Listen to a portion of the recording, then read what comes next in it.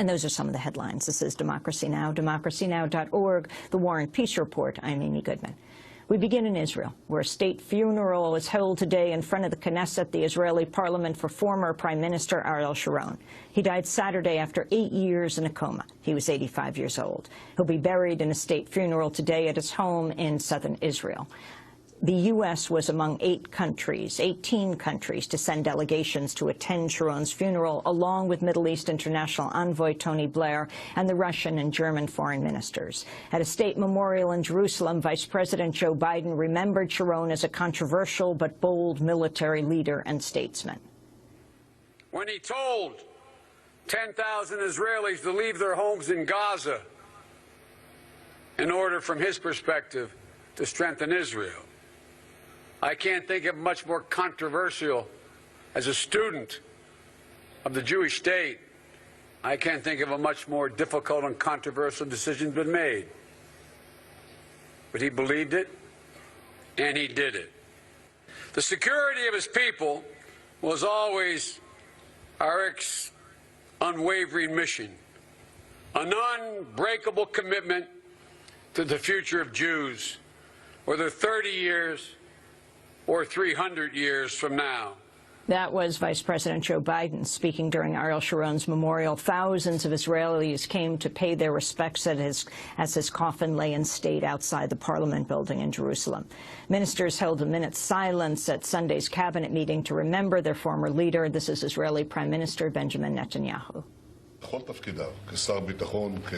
In all of his latest roles as Minister of Defense, as Minister of Housing, Minister of Infrastructures, Minister of Foreign Affairs, Arik has contributed to the state of Israel and, as much as he could, to the security of Israel, and that's what he did as Israel's Prime Minister. I believe he represents the generation of Jewish leaders who rose from our people with the resumption of our independence. He was tied to the land. He knew the need to protect the land. And he understood that above all that, our independence is our ability to protect ourselves by ourselves. I believe he will be remembered as one of the prominent leaders and one of the bravest commanders in the heart of Israel forever. Ariel Sharon has been one of the most dominant political figures in Israel's history, involved in each of Israel's major wars dating back to its founding in 1948. As Prime Minister, he oversaw Israel's disengagement from the Gaza Strip. The Gaza withdrawal caused a serious rift in Sharon's Likud party, which led to his departure. He formed a new party, Kadima, which maintained the Gaza disengagement while expanding Israeli control over the major settlement blocks in the occupied West Bank. Among Palestinians, Sharon was one of the most reviled political figures in the history of the Israel-Palestine conflict. He's seen as father of the settlement movement, an architect of the Israeli invasion of Lebanon, which killed a reported 20,000 Palestinians and Lebanese. An Israeli commission of inquiry found Sharon had indirect responsibility for the massacre of over 1,000 Palestinian refugees at the Sabra and Shatila camps in Lebanon in 1982.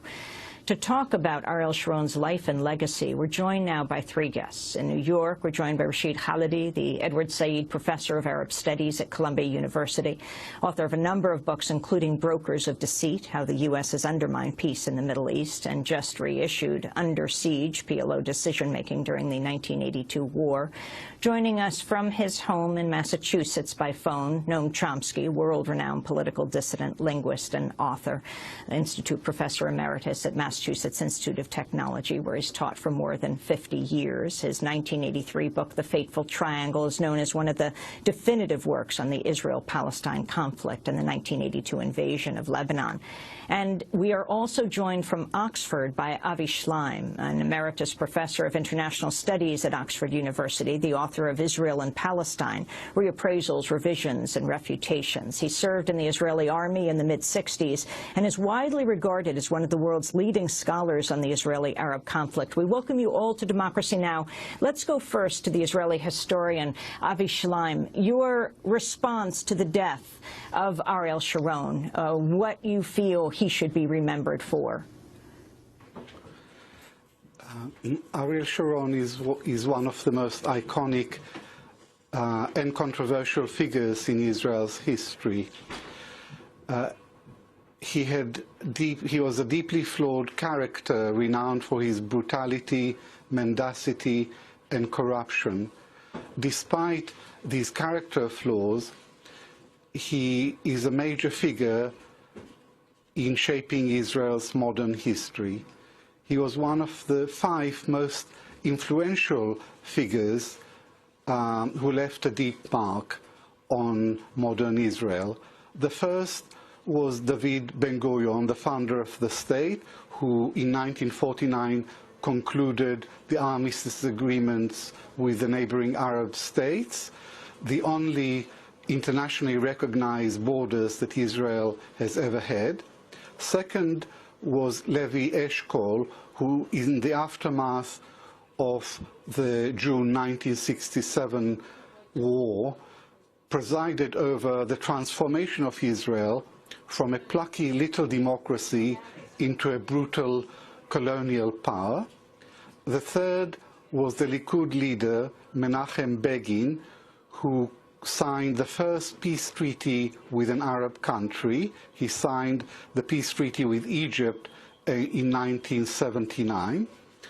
The fourth was Yitzhak Rabin, the only Israeli prime minister who went forward on the political front towards the Palestinians, and he did this by signing the Oslo Accord in 1939 and clinching the historic compromise between the two nations with the iconic handshake with Yasser Arafat on the White House lawn.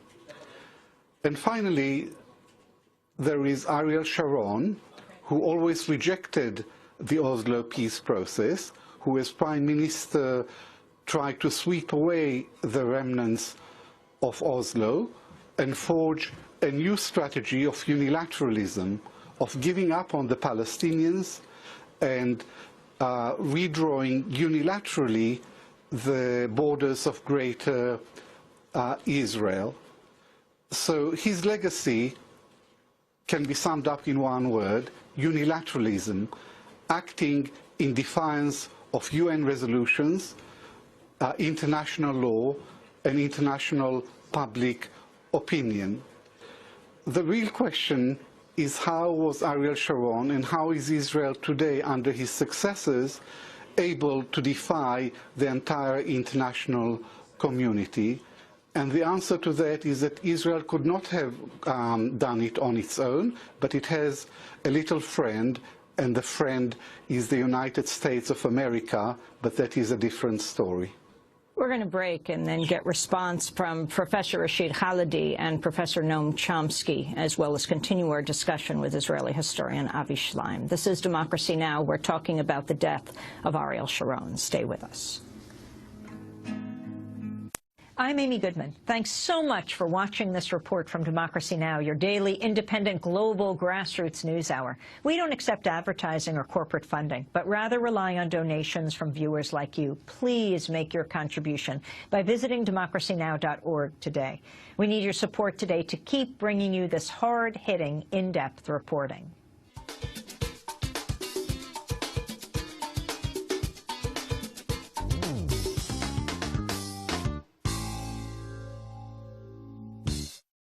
Here on Democracy Now!, democracynow.org, the War and Peace Report. I'm Amy Goodman. We're talking about the death of the former Prime Minister Ariel Sharon, who died Saturday after 8 years in a coma.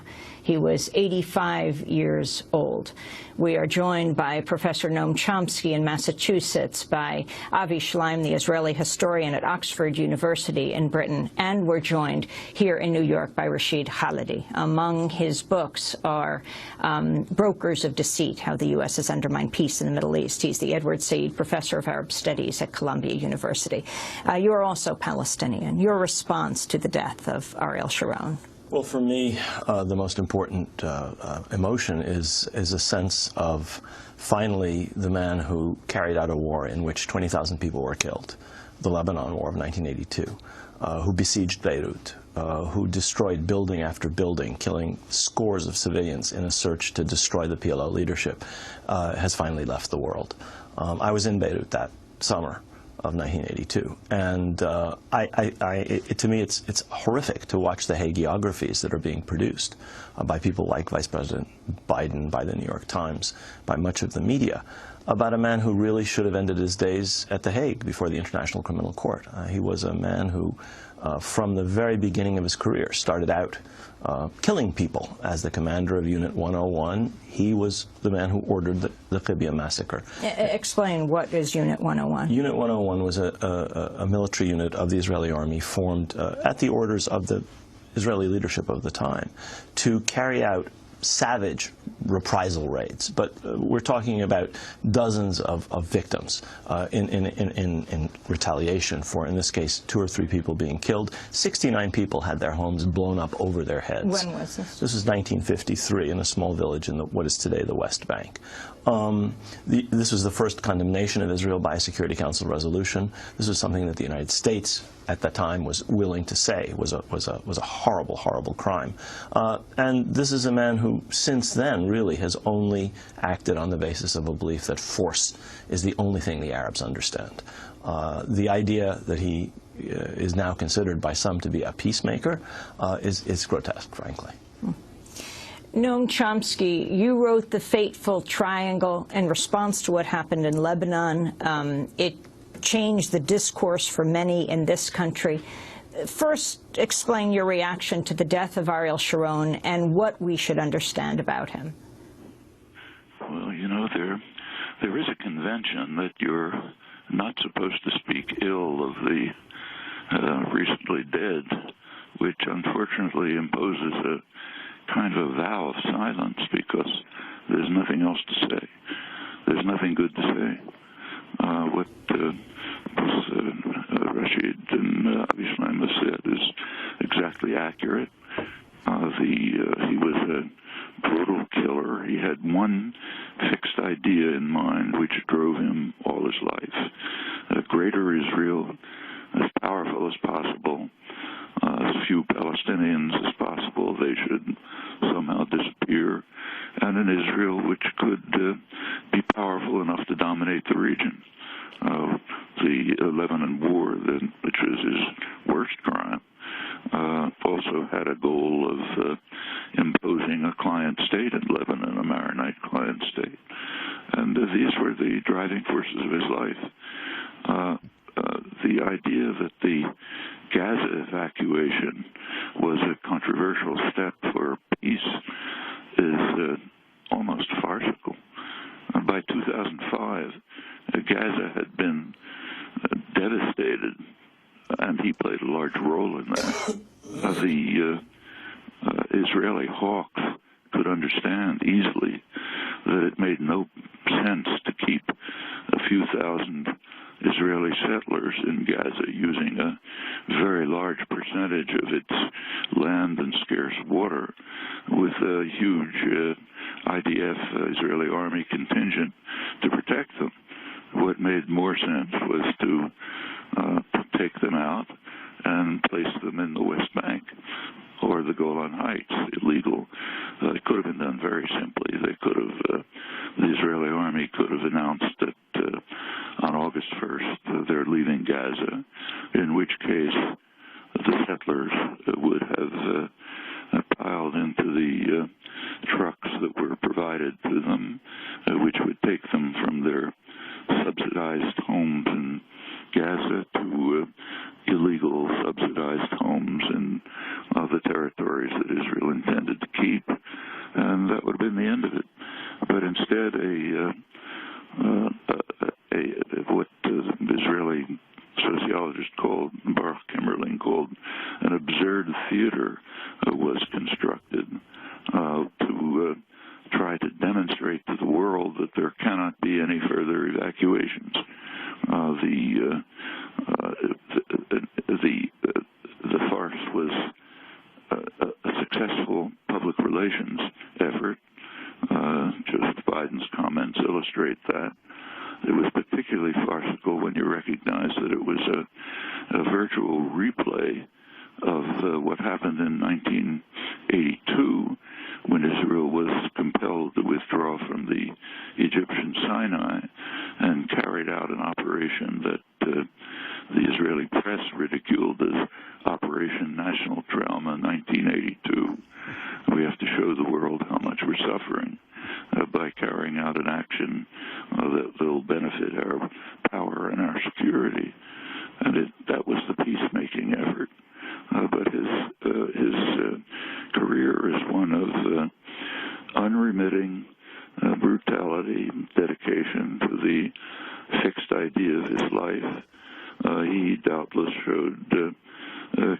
and commitment to pursuing this ideal, which is an ugly and horrific one. Avi Schleim, go back to 1982 and what happened in Lebanon. First, where were you? In 1982, Ariel Sharon was defense minister in Menachem Begin's government, and he was the architect of the invasion of Lebanon.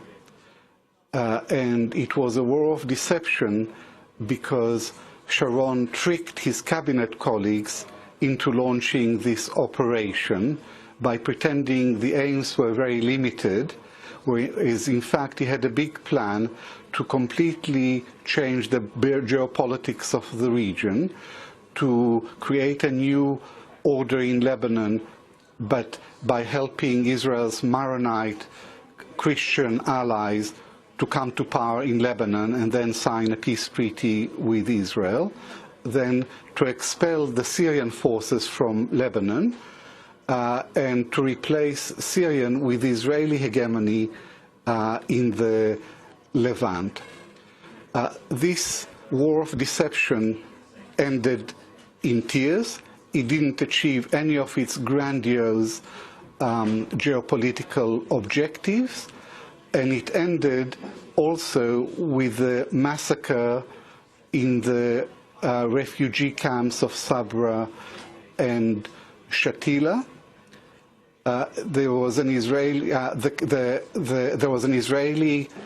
commission of inquiry which found Defense Minister Sharon as responsible for failing to prevent the massacre of the Palestinian refugees by Israel's Christian allies. And Sharon was forced to step down. He was fired as Minister of Defense. And no one could have guessed at that time how a man who was found unfit to serve as Minister of Defense would bounce back as Israel's Prime Minister. But this is all of a piece in Sharon's career as a soldier and as a politician, because, as Professor Khalidi pointed out, Sharon committed his first war crime as a young major in 1953 when he destroyed many houses in the Jordanian village of Kibya, and he was responsible for the massacre of 69 civilians. So that was his first war crime, but it was not to be his last. And the consistent thread in his career as a soldier and as a politician was to use brute force, not just against the regular armies of the Arab states, but also against Palestinian civilians. So, and the other consistent thread is to shun diplomacy and to rely on brute force to impose Israeli hegemony on the entire region. President George W. Bush famously called Sharon a man of peace. Sharon was nothing of the sort.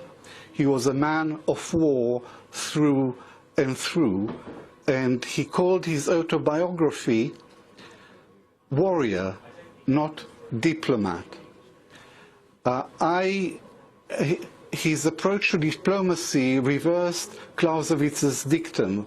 For Sharon, diplomacy was the pursuit of war by other means. For the last 40 years, the Arab-Israeli conflict has been my main research interest, and I can honestly say that I have never come across a single scintilla of evidence to support the notion of Sharon as a man of peace. I wanted to go back to 1982, the commission report you referred to, Avi Shlaim, and ask Noam Chomsky about the Kahan Commission and what it is they found and how it is that Ariel Sharon actually survived politically beyond that. Well, the Kahan Commission did condemn Sharon for what they called indirect responsibility for the Sabra Shatila massacre. The Kahan Commission, I think, was really a whitewash. It tried to give as soft as possible an interpretation of what was, in fact, a horrifying massacre, actually one that should resonate with people who are familiar with Jewish history. It was almost a replica of the Kishinev massacre in pre-First World War Russia, one of the worst atrocities in Israeli memory. It led to a famous nationalist poem by the main Israeli poet, Chaim Nachman Bialik, City of Killing. The Tsar's army had surrounded this town and allowed the people within it to rampage, killing Jews for 3 days. They killed 45 people. That's pretty much what happened in Sabra Shatila. Israeli army surrounded it, sent in the phalangist forces who were obviously bent on murder. These were the Lebanese Christian forces. Lebanese Christian terrorist force allied with Israel. The soldiers watched. They illuminated it. They helped them enter. They watched for several days while they murdered not 45 people, but somewhere Israel claims 800. Other analyses go up to several thousand. That's the Sabra Shatila massacre. The idea that Sharon had indirect responsibility. The Tsar, incidentally, was bitterly condemned internationally for direct responsibility. That's, in fact, one of the events that set off the huge flow of refugees from Eastern Europe, including my father, among others. So this was a kind of a replica, except far more brutal and vicious. And Sharon escaped more than a mild censure. It's true that he was removed as defense minister, but it wasn't long before he came back. That's one of a number of extremely shocking incidents in his career. I'm Amy Goodman. Thanks so much for watching this report from Democracy Now!, your daily independent global grassroots news hour. We don't accept advertising or corporate funding, but rather rely on donations from viewers like you. Please make your contribution by visiting democracynow.org today. We need your support today to keep bringing you this hard-hitting, in-depth reporting.